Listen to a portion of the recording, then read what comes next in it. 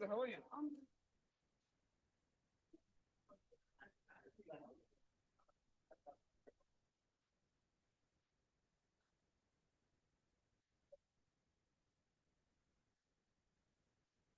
Wait, before you start. Bismillah ar-Rahman ar-Rahim. Alhamdulillah, salatu wassalamu ala Rasulillah. Brothers and sisters, inshallah, before we start, I'd just like to remind you. Do you remember when Nabi Muhammad sallallahu alaihi wasallam was visited by Malaika Jibril? Brothers, do you remember when Nabi Muhammad sallallahu alaihi wasallam was visited by Malaika Jibril? And he came in the form of a human being? He came straight to him and asking about the 5 pillars of Islam, 6 pillars of Iman. What was his position? His position was knee to knee, right? It was knee to knee. It shows you that when we come to seek knowledge, we have to come forward. You have to come forward. So Jibril alayhi salam was right in front of the Prophet sallallahu alaihi wasallam, knee to knee. He wasn't, a bit further. He wasn't against the wall. So I'm encouraging you, the brothers here, come forward over here, get off the wall. Let's imitate. Let's follow the sunnah of the Prophet ﷺ and also with the Sahaba. When they used to come and listen to the sermon, listen to the advice from the Prophet ﷺ, they used to come so close that there was no spaces in between. This is the sunnah. And when you do this, inshallah, when you used to do this, it feels the barakah, it feels the strength of our brotherhood. See, you can feel the difference. You can feel the difference. MashaAllah. So try to fulfill this sunnah, inshallah. Rather than against the wall. If you have a back problem, you can have the wall, inshallah. Jazakallah khair.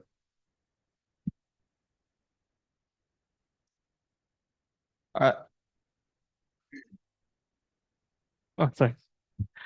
بسم الله والحمد لله والصلاة والسلام على أشرف الأنبياء والمرسلين والحمد لله رب العالمين رب اشرح لي صدري ويسر لي أمري واحلل عقدة من لساني يفقهوا قولي والسلام عليكم ورحمة الله وبركاته.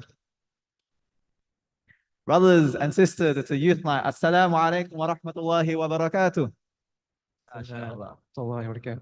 There we go. And we need the energy of the Shababs.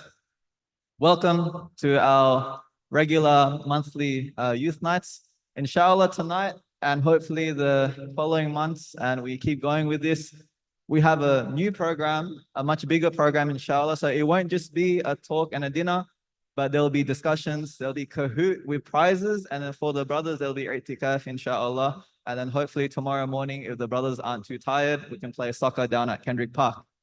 Okay, so the big program tonight, inshallah, so get excited.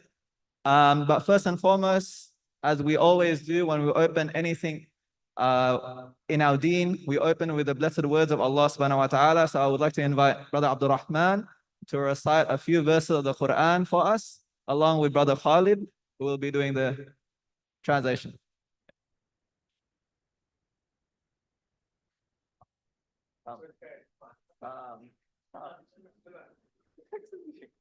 You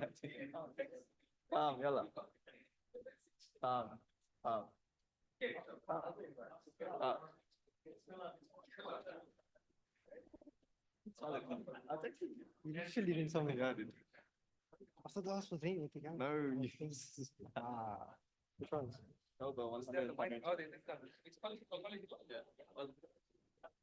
Yo, yeah.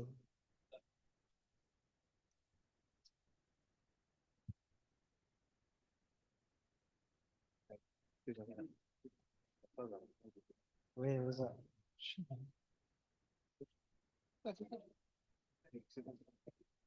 100, 101, 100 to 100, 102, 102, 100 to 100. Not far away.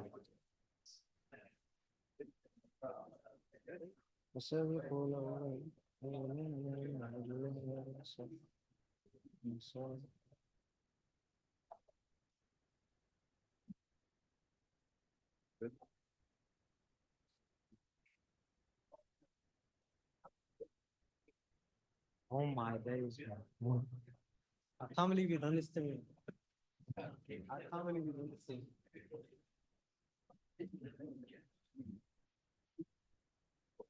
السلام عليكم ورحمة الله وبركاته. أعوذ بالله من الشيطان الرجيم. والسابق الأولون من المهاجرين والأنصار والذين اتبعوهم بإحسان رضي الله عنهم ورضوا عنه وأعد لهم جنات تجري تحتها الأنهار خالدين فيها أبدا ذلك الفوز العظيم. ومن حولكم من الأعراب منافقون ومن أهل المدينة مرضوا على النفاق لا تعلمهم نحن نعلمهم سنعذبهم مرتين ثم يريدون إلى عذاب عظيم. وآخرون اعترفوا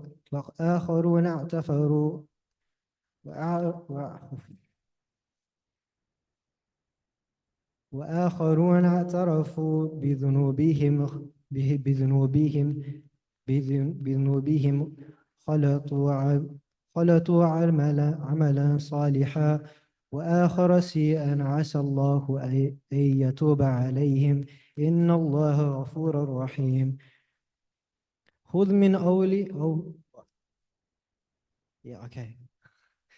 من أموالهم صدقة تطهر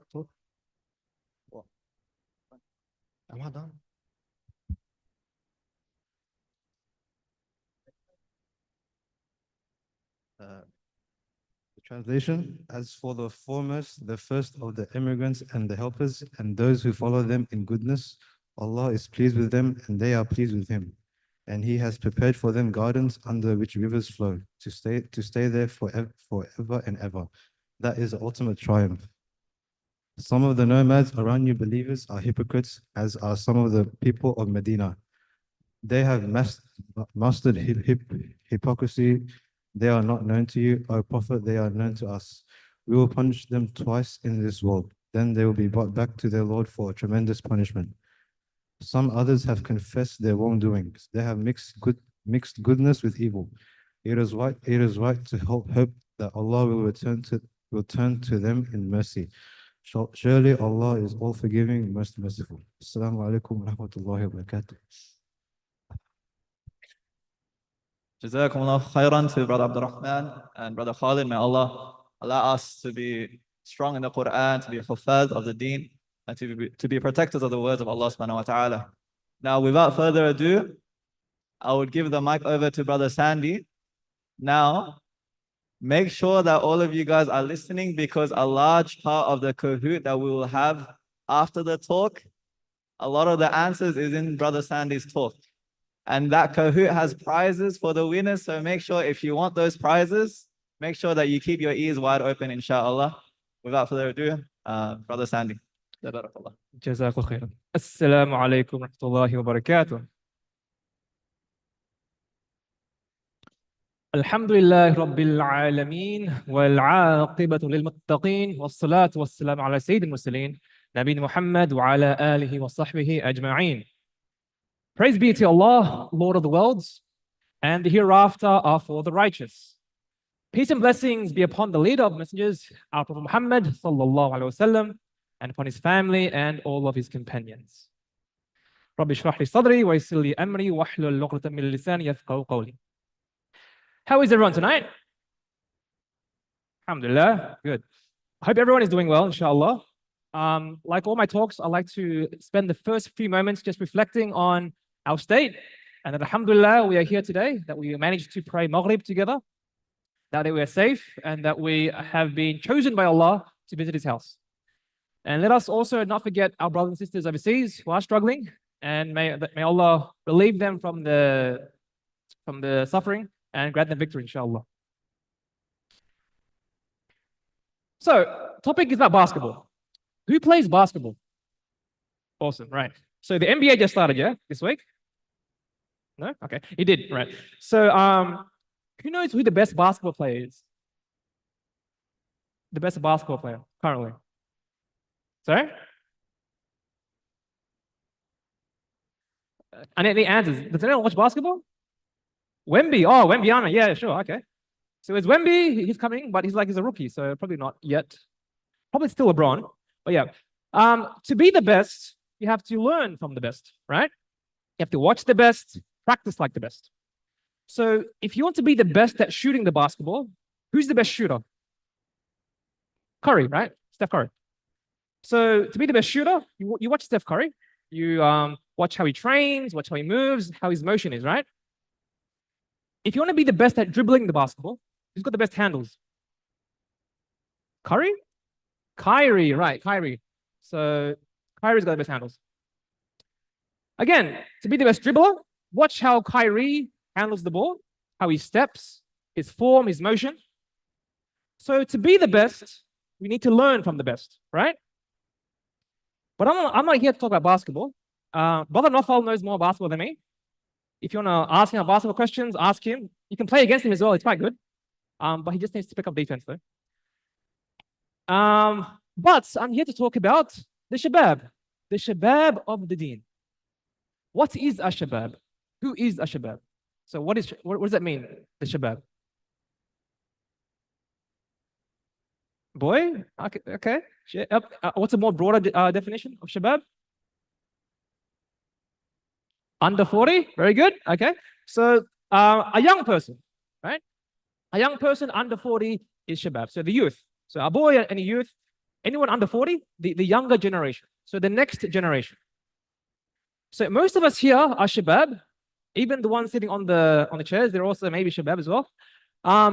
In our history, we have so many amazing stories of the Shabab. The Shabab that have done great things with incredible stories. Shabab who are amazing role models, even at that young age. So this talk is mainly going to be about stories, a whole bunch of stories. And I'm going to share stories of the Shabab who you might not be familiar with. And that's good. So inshallah, you can learn from these incredible people. All right. I'm going to introduce an Arabic word to you. It's 2 words. Can anyone say that for me? Yeah, again, one more time. Someone? Ashara, good. What's the second word?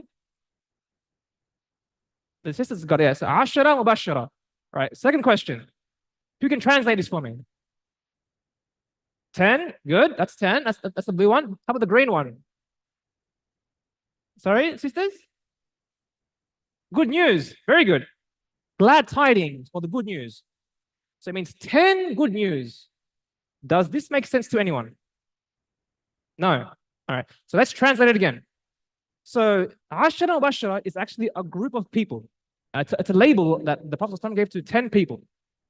It is the 10 people who are given the glad tidings of paradise. What is the good news? Paradise. These 10 people, they lived on this earth and they were given glad tidings from the Rasulullah saying that you are guaranteed paradise. SubhanAllah. So when you think about the Ashara Bashara, then you think about this is probably the best person, right? Not everyone gets guaranteed paradise, but the best of the best get guaranteed paradise. So why don't we learn from these best people and try and understand why they were chosen to be selected to get paradise? So going ahead, the 10 promised paradise in Jannah. Does anyone know who these 10 people are? Yep. So we have one, Abu Bakr, very good. The sisters, you want to guess the next one? Ali, yep, he's number 3. Who's number 2? Amar, good. Amar, Ali. Oh, sorry, he's on 4. So I gave you that one. Okay, Ali's the 4th one. Now, okay, so the first 4 are easy. They're the Khulafa Rashidun, right? Very, very, very famous. The trick is the next 6. No one knows the next 6. It's usually who? What's his name? Does anyone know the next 6? Give me a first name. Maybe it's your name. You might have a Sahabi that's in this list. Does anyone know? Yep. Sa'id. I think it's Yes, I think he's towards the end, potentially. Any other names? Saad, yes. Hamza, no. Abu Ubaidah, yes. Okay. The next one, number 5, is Talha. Have you heard this name before? Yes? Okay, this is Talha. The 6th one, try. His name starts with a Z. Zaid? Zain? Zaid? Not Zaid? Zubair, thank you. Zubair ibn Awam, number 6. The 7th one is he competes with Uthman in being the richest Sahabi. Who is the richest Sahabi that's on par with Uthman? Yes, his last name? Ibn. Perfect. Abdurrahman ibn Auf. He is the one of the richest Sahabi. Him, Talha, and Uthman all they've got deep pockets, very, very rich, mashallah. Then we had Saad, someone said Saad, and then we had Sa'id, and we had the last one, Abu Ubaidullah. Abu Ubaidah ibn al-Jarrah. All right. So these are the 10 people that the Prophet ﷺ promised paradise. And these are considered the best of people, right? You don't get given paradise for no reason. So there's something special about these people. And unfortunately, I can't go through every single one of them in this talk. I'll probably go through a handful, just a few, inshallah. Okay, now, because this talk is called Shababs of the Deen, in this list, there were actually some Shababs that accepted Islam whilst they were young. So when the message of Islam came, these people, there's 4 people between the ages of 10 and 17 that accepted Islam. So put your hands up if you are between the ages of 10 and 17. Right. So at your age, one of these 4 people 4 of these people accepted Islam. SubhanAllah. They made a very big decision in their lives, and they said, you know what, I will accept Islam. Right. Can someone guess which of these 4 people are the Shababs of Ali? Okay, good. How old was he? Between 10 and 17. Younger. He was the youngest. 10, thank you. Around 10. So at 10 years old, Ali accepted Islam, subhanAllah. All right. You can guess. Give me another name. Who's another Shabab from this list that was young and accepted Islam? Sa'id? No, not Sa'id. Which one, sisters? Number 9? No, not Sa'id. Yeah. Abdurrahman? No. Zubair is one of them, yes. Talha, thank you. Talha? Let's do Talha first. How old do you think Talha was when he accepted Islam? No. No. No. No. Below that? 16, thank you. So 16 years old as a teenager, he accepts Islam. And then someone said Zubair, right? How old do you think Zubair was when he accepted Islam? Lower? Higher? Lower? 15. Right. Also, these are approximate ages. So some scholars, I believe it could be younger, it could be lower, but yeah, these are the approximate ages. And then we have one more Sahabi, the 4th one. Do we want to guess which is the... Sorry? No, Abu Ubaidah, no? What number? Between 7, 8, 9, 10. Which were those? 8? Okay, good. And how old is Sa'id ibn Abi Waqqas? Higher? Higher? 17. Thank you. Right. So these were the 4 Sahabi at those ages that accepted Islam when Islam came to them. So if you're between the ages of 10 and 17, that's how old these brothers were, subhanAllah. At that young age, they accepted Islam. Okay, so does anyone have friends with these names? Yeah? Okay. If you do, ask your friends, do you know who your Sahabi is? Any story? Because they're named these for a reason, because they're very special people. So it'll be interesting to know if they know their own names. But in this talk specifically, I'll focus on 2 of the Sahabi, Ali, number 4, And number 6, Az-Zubayr, inshallah. Okay, so let's begin with Ali. Okay, so how old was he when he accepted Islam again? 10, good. So more trivia questions. The Prophet ﷺ's father, Abdullah, died before he was born. So which made the Prophet an orphan, right? So had no father. An orphan was someone with no father.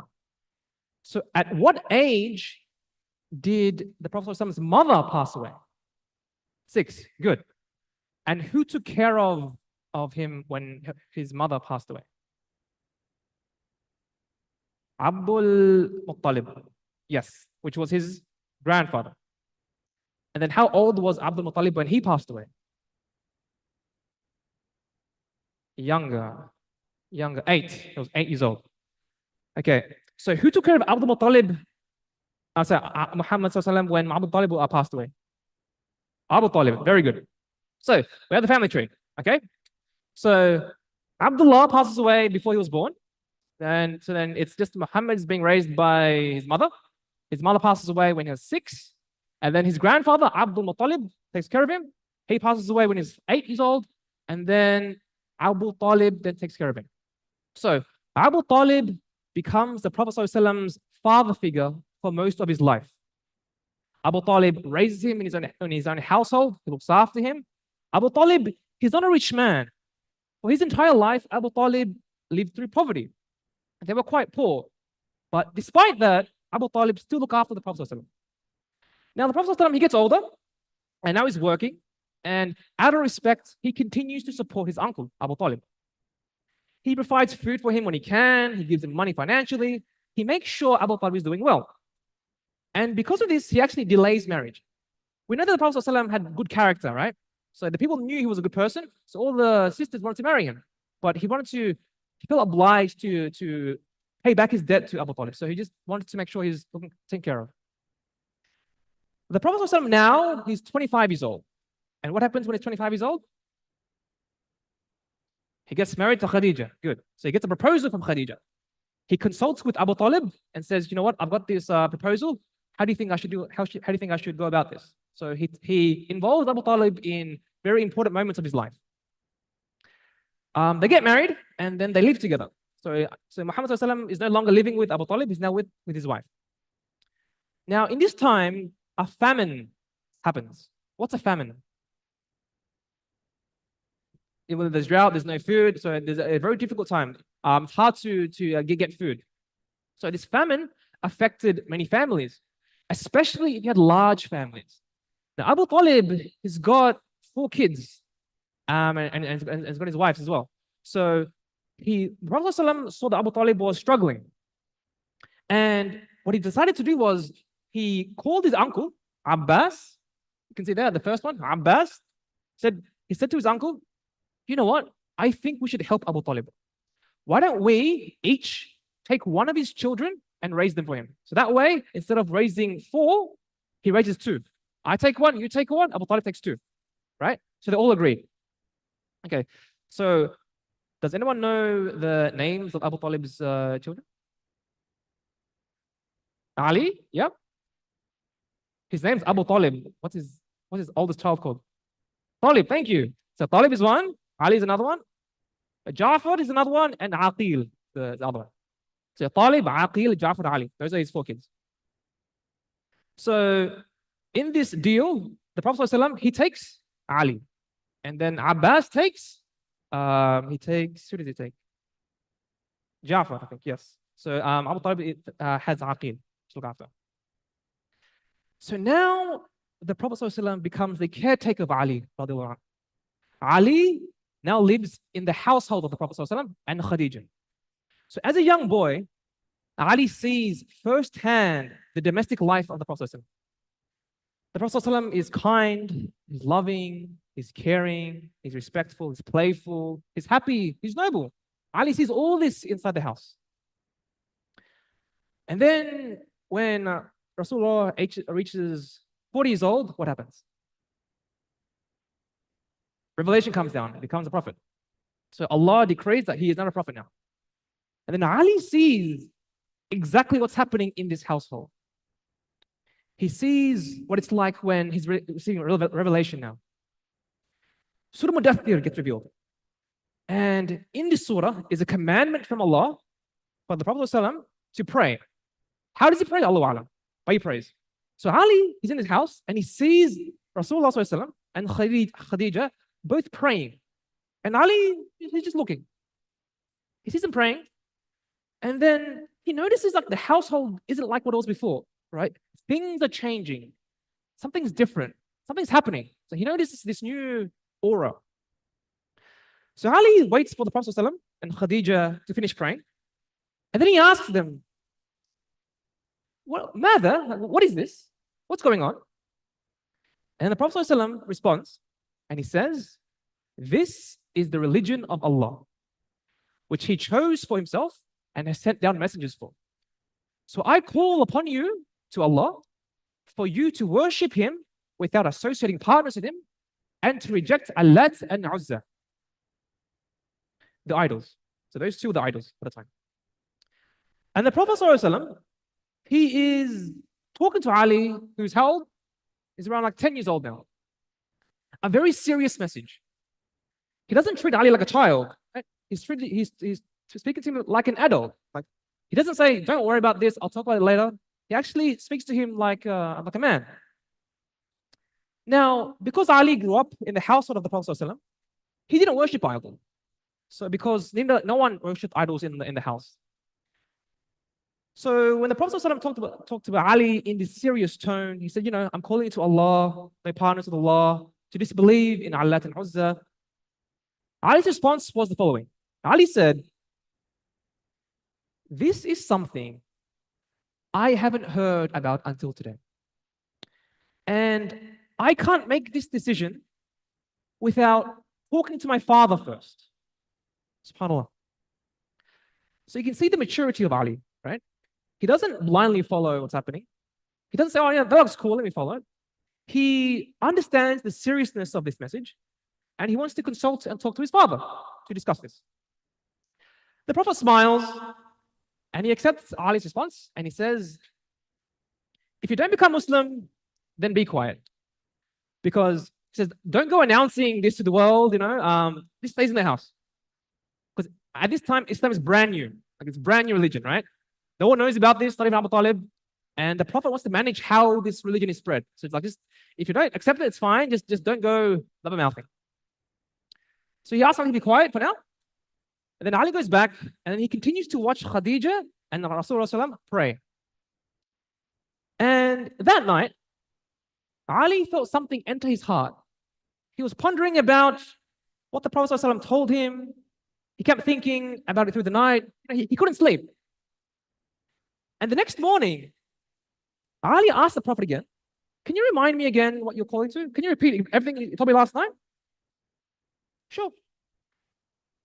I am calling you to Allah that you worship him without partners and that you disbelieve in Allat and Uzza. And then Ali responded, Aslamt. I submit myself. So he didn't go to his father at all. He decided that morning that he accepted Islam. So when was this happening? Rasulullah ﷺ received revelation on Monday. Ali becomes Muslim Tuesday next morning. So Monday night, he asked the question, then Tuesday next morning, Ali is a Muslim now. At this young age, he is 10 years old. Ali becomes the youngest person to accept Islam. He's Muslim number 3 now, right? Who's Muslim? Oh, sorry, number 2. Who's Muslim number 1? Khadija. Number 2? Ali.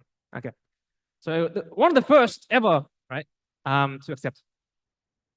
So that was Ali's introduction to Islam and how he accepted the religion when he was only a 10-year-old boy.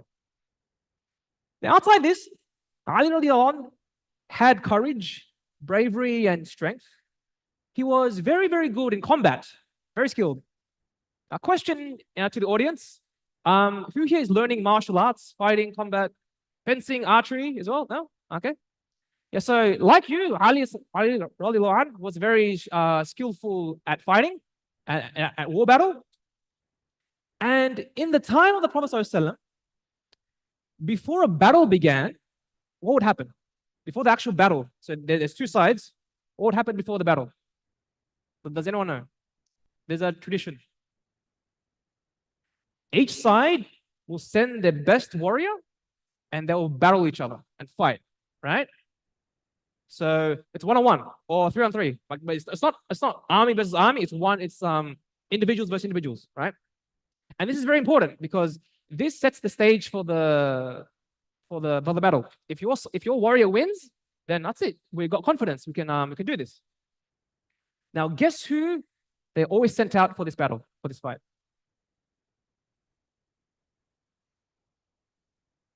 Very good. Okay, also Badr. Nice. So Ali was always selected to do these fights because he was so skilled and in the. Sorry. Oh yeah, he had to do so. That's correct. Yes, inshallah. Okay. So as Brother Abdullah mentioned, in the Battle of Badr, before Badr started, the Quraysh sent 3 men to fight: Utbah, Shaybah, and Al-Walid. In response, the Ansar, they stood up, like, I want to fight them. But the Quraysh, like, no, I don't want you. I want the traders, the ones who left Mecca to Medina. I want the Muhajirin. I don't want the Ansar. I don't care about you. I want to. So as Abdullah mentioned, 3 of the Muhajirin stood up, and they were Ali, Hamza, and Ubaidah.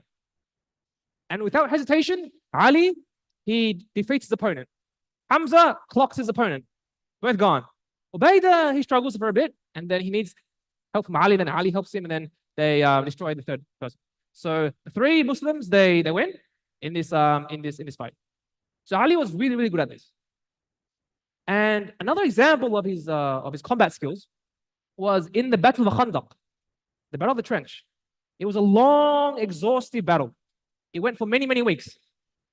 The Muslims didn't have much manpower. They were getting really tired. They had to take shifts, sleeping, guarding, sleeping, fighting, sleeping. They had turns. But one day, Ikramah from the Quraysh, he jumped to the trench, and 3 men followed him. One of those men was Amr bin Abdul Wud. Amr bin Abdul Wud. Amr was known for having the best armor. The knight shining armor? Yeah, he's got the best armor. Then Amr challenges the Muslims and says, who's going to face him? Ali stands up and says, I will face him, ya Rasulullah. The Prophet says, this is Amr, sit down. So Ali sits. The Prophet knows that Amr is very skilled in battle, so he doesn't want Ali to die. Amr calls out again, is there no man to challenge me? Can't you send someone to fight me? Ali stands up again and says, I will, Messenger of Allah. Again, the Prophet ﷺ, sit down. So Ali sits down. A 3rd time, Amr calls out to fight someone. Ali stands up for a 3rd time and says, Ya Rasulullah, let me face him. The Prophet ﷺ says, this is Amr, because he knows Amr is a good fighter. But Ali responds, even if it is Amr. And from that, the Prophet ﷺ allowed Ali to fight Amr. So Ali, he approaches Amr, and Amr says, who are you? Says, I'm Ali, Abdul Manaf. So he wants to clarify which tribe he was from. I am Ali ibn Abu Talib. So it turns out Amr was a close friend to Ali's father, Abu Talib, right? So Amr saw that Ali was still a young man, and he was best friends, and he was friends with his father. So he's like, what? I don't want to fight you because I was friends with the father, and look, you're a boy. Like, no, it's a bit weird. But Ali, he's a warrior. He insisted. He wanted to fight. So they dismounted. They took out their swords and they charged at each other. As the fight was happening, a dust cloud was appearing because they were moving so much. So you couldn't see what was happening. You couldn't see who was winning, who was losing. You couldn't see anything. It was hard to figure out what was happening. So Amr struck his sword. Ali blocked with his shield. Amr struck again. But Ali was skilled in combat. He was maneuvering. And then, moments later, Muslims heard, Allahu Akbar! And they knew Ali had won because he screamed, Takbir, subhanAllah. When Ali came back, they asked him, Ali, why didn't he take his armor? Don't you know Amr has the best armor in the army? Ali responded, I broke part of his armor, and then I saw his nakedness, his skin through the armor. Then I felt shy. I couldn't take it off. So even in this moment, Ali had haya. He didn't want to look at another man's Yeah, science stuff. So yeah, mashallah, he had haya as well as courage in the battlefield. So for his courage and his bravery in combat and his strength as a warrior, Ali radiallahu anh earned the title Asad Allah. Asad Allah. Does anyone know what this term means? Asad Allah. What is Asad? Lion. Good. So Asad Allah is the Lion of Allah. So that was his nickname, the Lion of Allah. The funny thing about his nickname was when Ali was born, his father was traveling. He wasn't there. So his mother actually called him Asad, right? But when his father came back, when Abu Talib came back, he didn't like the name Asad. So he changed to Ali. And then subhanAllah, his nickname ends up being Asad Allah, the Lion of Allah. So he maintained his mother's initial name for him. I'm going to share one more story of Ali that exemplifies his courage. This example doesn't take place in battle. It takes place just before an important event. Question time to everyone. What is the name of this masjid? Al-Hijrah. Good. So this event took place just before Hijrah. What does Hijrah mean? Migration. Yeah, so from migrating from Mecca to Medina. So this event takes place just before Hijrah. So just before the Prophet ﷺ is migrating from Mecca to Medina. So it's a dangerous time now. The Quraysh have had enough with the Prophet ﷺ. Jibril gets sent down and he warns the Prophet ﷺ that the Quraysh are sending their youth and they're going to kill you. So it was now time for the Prophet ﷺ to migrate, essentially. So Abu Bakr, the Prophet ﷺ, Ali were of the last people to migrate. Now Ali, he wanted to follow the Prophet ﷺ and he wanted to migrate with him. But the Prophet ﷺ ordered him to stay behind. And he said, "Here is my cloak. Lie in my bed tonight and cover yourself with it. The people who are coming to kill me, they will think you are me and they will wait. No harm will come to you. Tomorrow, return all the money and objects people have left and then join me in Medina." Okay? So the Prophet ﷺ, he gave Ali a task. Essentially, pretend to be me, sleep in my bed, and then in the morning, there's a lot of people in Mecca that they've left stuff with me. So back then, there was no banks, there was no safes, there was no locks. It was just a house, right? So what people would do is they would give their valuables to someone trustworthy to look after them, right? And who was the most trustworthy person in Mecca? Rasulullah ﷺ. So Rasulullah ﷺ, he had so many things that he was keeping for people because they trusted him with it, right? And before he left, the Rasulullah ﷺ wanted to make sure those people who wanted to kill him get their stuff back. So this is the integrity of Rasulullah. Even though these people hated him, he still respected their things. This is their valuables, it's not mine. They trusted me with it. Let me return it back to them. So Rasulullah told Ali, in the morning, make sure these things which I've kept safe for people, give it back to them. Okay? So the young men came to the house of the Prophet ﷺ, and they were just waiting outside, and they wanted to kill him. Right? They looked inside his house and tried to see, oh, I see something. I think that's him. So they saw this figure in the bed. They thought it was the Prophet ﷺ. But who was it? It was Ali. So Ali, he slept in the bed the whole night, knowing that the killers were outside. So the courage and tawakkul you need to have to go through this situation, subhanAllah, is a lot. And then in the morning, the killers were surprised to see that Ali was not the Prophet ﷺ. But they still beat him up, and then they let him go. And as promised, Ali did what the Prophet ﷺ instructed him to do. He collected all the valuables, and then he went back to each house and then gave everyone their stuff back. So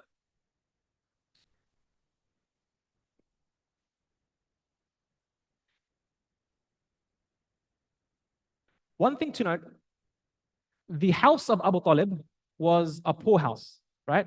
They were very, very poor. Ali himself was also quite poor.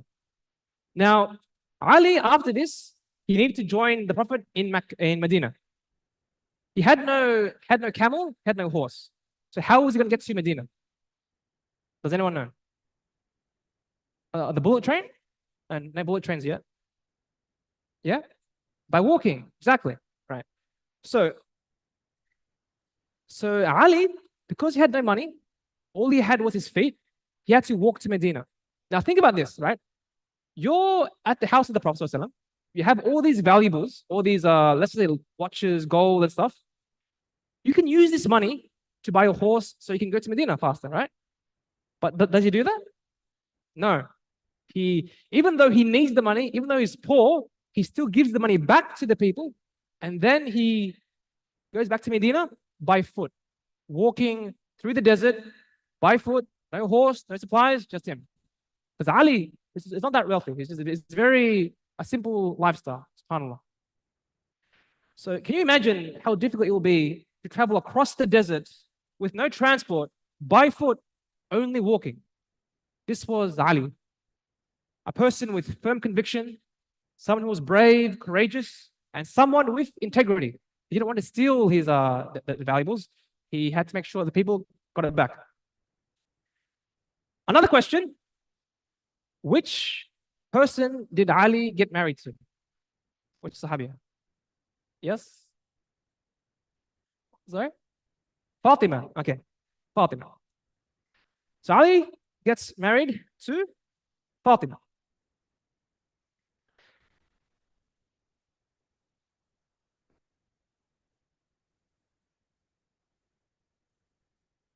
Okay.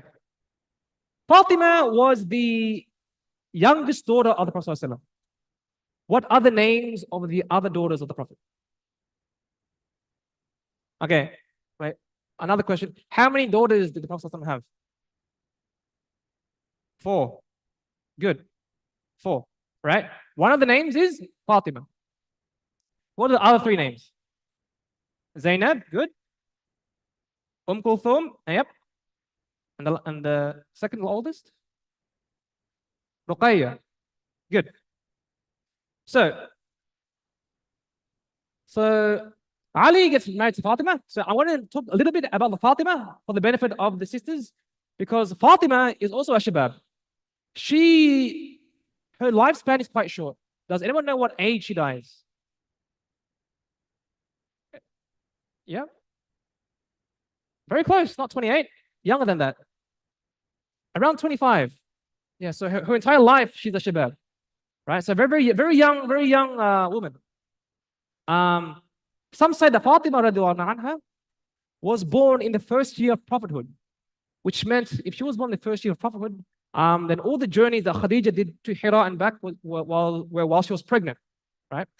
Others say that she was born 5 years old, or 5 years before prophethood. So she was 5 years old when the Prophet ﷺ became a prophet. Allahu alam, in either case, she was very young when Islam came down, and Fatima grew up in Islam and learning about Islam as it was revealed. Okay, so Fatima was patient, devoted, generous, contented, and grateful to Allah. The Prophet ﷺ loved and honored Fatima very much. So when she would enter the room, when Fatima would enter the room, the Prophet ﷺ, he would stand up, right? He would greet Fatima, and then he would kiss her on the cheek. He would hold her hand, grab Fatima, and then take her to his seat. So he's no longer sitting there; it's Fatima's seat now. So this is how much respect and love that the Prophet ﷺ gave to Fatima. And when Fatima was in the room, and the Rasulullah came into the room, the same thing happened. She reciprocated. So she would stand up, she would go and walk to the Prophet ﷺ, she'd kiss him, greet him, walk him to her chair, sit her down, and then also she'd kiss both of his hands. That was the her act to her father. So these two, subhanAllah, had this a strong relationship with each other. And it showed in the way that they treated each other with respect and with love.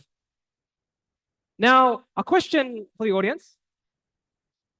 In the early Meccan period, did the Meccans and the Quraysh, did they like Islam? Yes or no? No. Okay. How did the Meccans treat the Muslims? Yep. So give more descriptions. So diabolical. Yep. They would beat them up. Yep. They'd beat them up. They'd bash them. They'd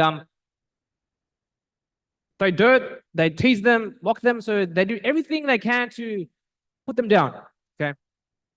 And in the beginning of Islam, only a small number of people accepted the religion. Many of them were poor, they were weak, they were slaves. And the Quraysh, they made a statement against Islam by beating up the Muslims and torturing them in public so everyone could see, right? They could see the beatings of the Muslims. And even the Prophet ﷺ, he experienced these public attacks and he was humiliated by the Quraysh in these early times. So a very famous story, Abu Jahl, the Prophet ﷺ's arch nemesis, his greatest enemy, he posed a challenge and said, who can carry the guts and the intestines of a camel and put it on the back of Muhammad while he's in sujood? So Abu Jahl is someone who used to step on the Prophet while he was praying, he used to throw dirt at the Prophet ﷺ. So he wanted another way to embarrass the Prophet ﷺ. So Uqba bin Abi Mu'ayt, he volunteers. He said, I can do that. I can get the intestines and the guts of a camel and I can put it on his back. So he rushes, he goes, he gets the guts of the camel, he carries it, and then he throws it onto the Prophet ﷺ. Now, Uqba, he's a big person, right? He's a very large man. So he can carry a lot of guts. So he carried all these guts, he put them on the back of the Prophet ﷺ to the point where the Prophet ﷺ in sujood wasn't able to get up. He was stuck. He was stuck in sujood on top of camel guts and intestines. Ibn Mas'ud, he sees this happening, right? So he rushes to the house of the Prophet ﷺ, and who does he find? Finds Fatima. And he explains to Fatima what happened. Uqba, he got camel guts on his back. The Prophet ﷺ stuck, he can't move. So Fatima comes running to the Prophet ﷺ, right? He's rushing, she's running. As she's running, she finds the Prophet ﷺ and slowly takes away the guts of the back of the Prophet. So then he can stand back up again. Now, imagine being in this moment where your father had just been humiliated by the enemy, and your daughter or your son is the one getting you out of this situation, right? Seeing your father humiliated and degraded, seeing his enemies laughing at him, right? Mocking him, the state of helplessness. So tears started running down Fatima. And the Prophet ﷺ responded and said, La tabki, which means, don't cry, my beloved daughter. Allah will help your father and give victory to your father. At that moment, the Prophet ﷺ raised his hands to the skies and he made dua. Allahumma alayka Abi Jahl, Allahumma alayka Utba, Allahumma alayka Shayba. The Prophet ﷺ used to never curse people, but in this moment was one of the rare moments he actually made dua against his enemies. And these three men, which he mentioned by name, they were the first men to die in the Battle of Badr. So his dua got answered in the next battle. SubhanAllah. So that was such a great test for Fatima. She remained patient. So how would we react if we experienced something that was of that nature? In another time, when the Prophet ﷺ was attacked in public, he would come home with wounds, with bruises, with blood. It was Khadija that would wipe the blood and give him comfort. However, that role of caring for the Prophet ﷺ transferred to Fatima when Khadija passed away. So Khadija used to be the one clearing the blood and the wounds of the Prophet ﷺ. Now it's Fatima. So Fatima is now stitching the cuts. She's wiping away the blood. She's consoling the Prophet ﷺ. So she's very concerned. Now, if you think about this, doing this to your own father would cause you worry, concern, and anguish. So it goes to show how strong mentally and emotionally Fatima was. She was very smart, emotionally intelligent, and very strong to be able to deal with such a great burden. So this love and care that she gave to the Prophet ﷺ earned her the nickname Abiha. She was called Abiha, which translates to the mother of her father. So Abiha was given to her because of the love, of the compassion, and the care that she gave to her father. Fatima will be the one to cook for him, to aid for him, to comfort him. She'd be there when the Prophet ﷺ was reaching his lowest moments and comforting him. So when someone we love is hurting, what can we do to help them understand? Right? Sometimes the most simplest things like listening, just being there, sitting close, that can be the most comforting thing. Fatima learned so much from her father that she adopted his mannerisms. Aisha said, I have not seen anyone more closely resemble the mannerisms, the characteristics of the messenger other than his daughter Fatima. So Fatima wasn't only like her father in his character, but also in his worship. So Fatima was like a replicant of the Rasul. They were both one and the same. Now, I'll end with this. One of my favorite narrations of Fatima comes from Aisha. The Prophet ﷺ, he's nearing his death. In his last few moments in his dunya, Fatima sees her father in a weak state and she starts to cry. So he calls for Fatima and he whispers something to her ear. And then she cries more. And then Rasul says, no, come back. And then he whispers again to her ear and then she starts to laugh. Everyone was confused. Like, you're crying first, you cried more, then you laughed, right? So Aisha was confused. Like, what did he say? What did he tell you? Like, I want to know. Please tell me. Fatima didn't want to tell the secret because she felt like it wasn't necessary. But as time passed, the Prophet ﷺ passed away. Aisha then asked Fatima again, what did Rasulullah say to you that first made you cry and then made you laugh?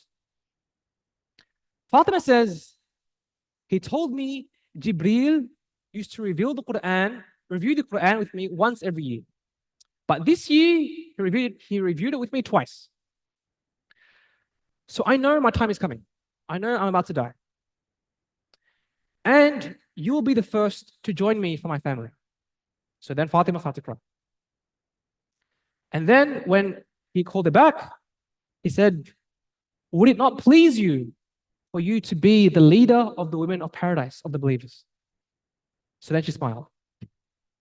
So Fatima was given the glad tidings that she'd be the leader of the women of paradise. And that's why she smiled. So Fatima radiallahu anha was the leader of the women of paradise. She was the comforter of the Messenger, sallallahu alaihi wasallam. And she was one of the 4 women to have perfected their iman. Who knows the names of the other 3 women who perfected their iman? So Fatima is number 1. The other 3 best women of all time. Maryam, good. 2 more. Asiya, okay. And the last one, Khadija, her mother, subhanAllah. So Fatima, Khadija, Asiya, Maryam are the 4 women who have perfected their iman. Inshallah. That is Ali and Fatima. That was Zubair, but there's no time for Zubair. And is there time for Zubair? 105 minutes. Okay, let's see what I can do for Zubair. All right. Zubair. Okay. Who knows? Oh, this is a long story. Okay, I'll give you one quick story of Zubair. So, okay. So Zubair, oof. All right. So Zubair, how is he related to Muhammad sallallahu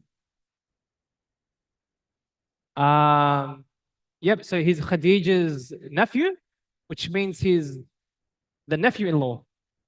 Also, you can see Safiya and Abdullah are they're brothers, brothers and sisters, which makes Zubair the cousin, right? So he's related to Zubair through the father, cousins, and through the wife, through the mother, as through Khadija, through marriage, right?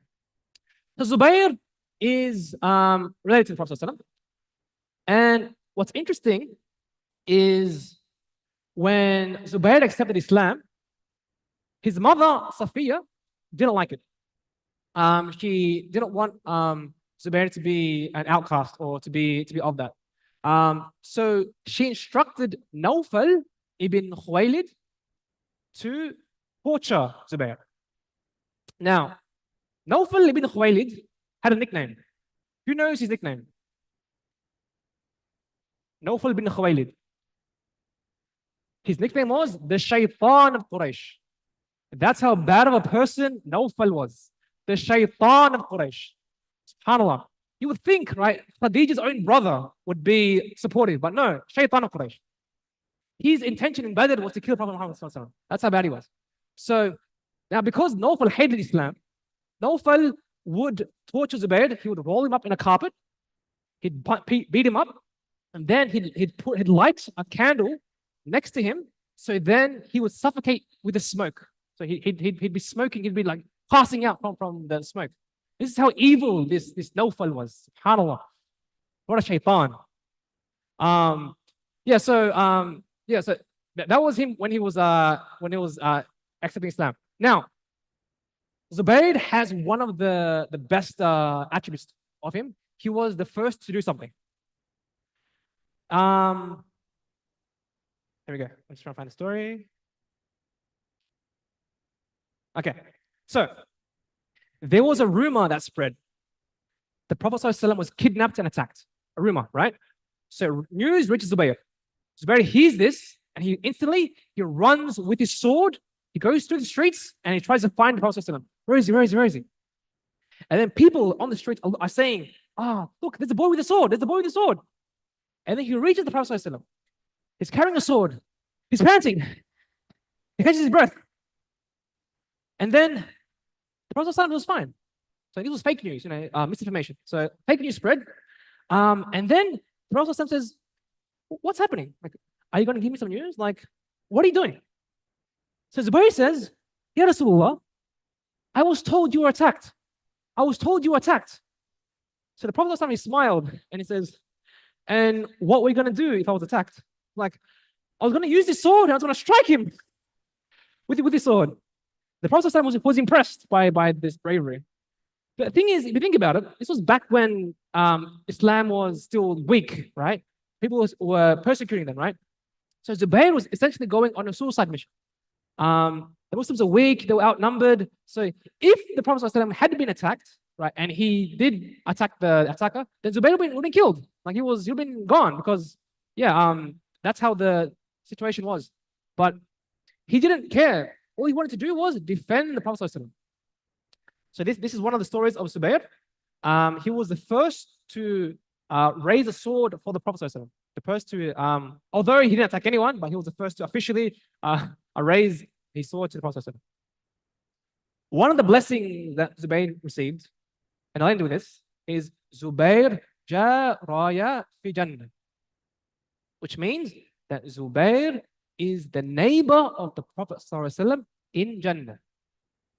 Inshallah, when we all get to Jannah and we visit the Prophet ﷺ, you will see he has two neighbors. One of them is Zubair.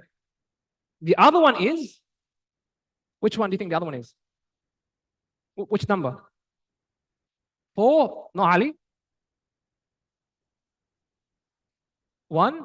No. Sorry? Not 9?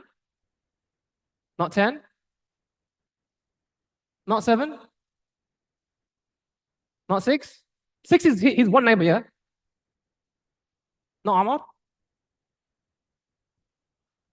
Talha, thank you, finally. So both Talha and Zubair have been given the honor to be the neighbors of the Prophet ﷺ in Jannah. So when we see the Prophet ﷺ, inshallah, in Jannah, his neighbors are Zubair and Talha.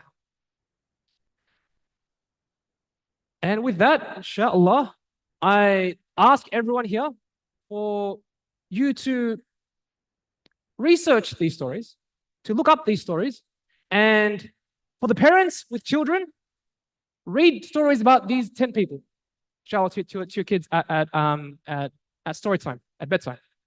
And for the kids, ask your parents to ask you stories about these people, because these people are the 10 best people of the Sahabi that will guarantee Jannah, and that we should try our best to essentially copy what they do, follow what they do, and inshallah be as upright and as pious as they are. So inshallah, with that, I will end here for questions. Not yet? No. All right, Jazakallah khair to Brother Sandy for the very beautiful reminder. And inshallah, may Allah allow us to be as those 10 people, to be amongst those 10 promised Jannah, to be like them in quality, to be like them in character, to be like them in the physical attributes as well, inshallah. And may Allah allow us to meet them in Jannatul Firdaus with the Anbiya and the Shuhada. Just a small gift to Brother Sandy. Barakallahu feek. Now, I want everyone to listen carefully. Okay? If the kids on the sister side, if we all can settle down. Okay. That's Muhammad. All right. So now it's Adhan time. Okay? After Adhan, we'll pray Isha hopefully around 9:30. Okay? So around 9:20, 9:30, and then we'll have dinner afterwards. Dinner will be the barbecue. Some of the older brothers have been preparing the barbecue for us, inshallah. And then after the Adhan, what's going to happen is that all of the youth will be split into groups of 6. Okay? The sisters have already made the groups, and I've already made the groups for the brothers. And then in those groups, what's going to happen is just short discussion of the talk, introduce each other, introduce yourselves, get to know one another, build that brotherhood, build that sisterhood. And then that'll be around 10 to 15 minutes. And then at the end of that, one volunteer from each group will grab the mic and tell us what you talked about. Okay? Does that make sense so far? And then after that, what's going to happen is we'll play a Kahoot for 10 to 15 minutes. And then the way that the Kahoot is going to work, okay, listen carefully, is that one participant is one entire group. Okay? So one group is one participant, and then so you'll only be using one phone between the 6 of you. And then this is the fun part. That phone is going to go around. Okay, so one person answers, and then that phone is going to be passed to the next person. That person answers. If they know the answer, alhamdulillah, they can instantly answer. For those that have played Kahoot before, you guys all know it's about speed. If you don't know the answer, then you need your group to help you. Now that's going to be chaotic, that's going to be fun, but inshallah, the point of it is to have fun with your brothers and sisters, inshallah. So I would like to invite Brother Malik, if you can give the adhan for us, and then we'll split up into our groups, inshallah.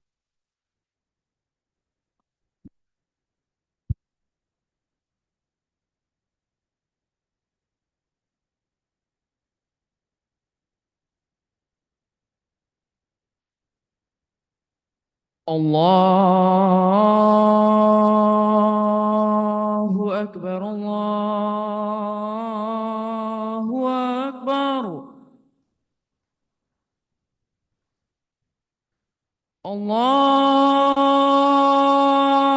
أكبر الله أكبر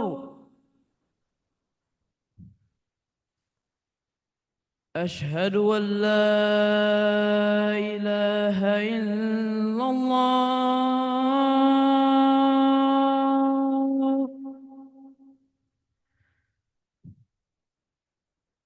أشهد أن لا إله إلا الله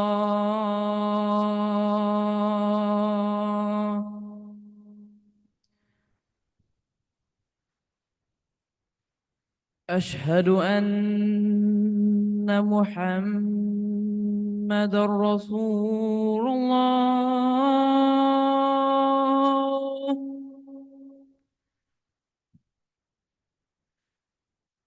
أشهد أن محمد رسول الله.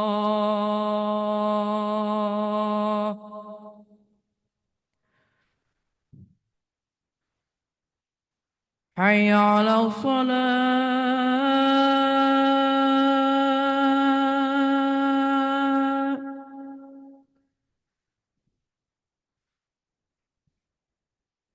حي على الصلاة.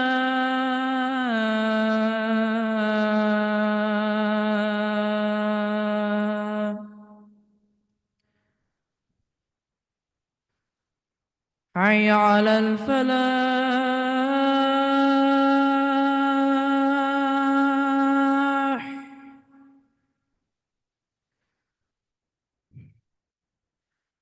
حي على الفلاح.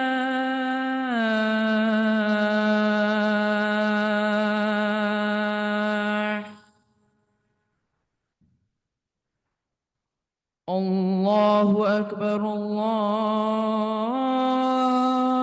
أكبر. لا إله إلا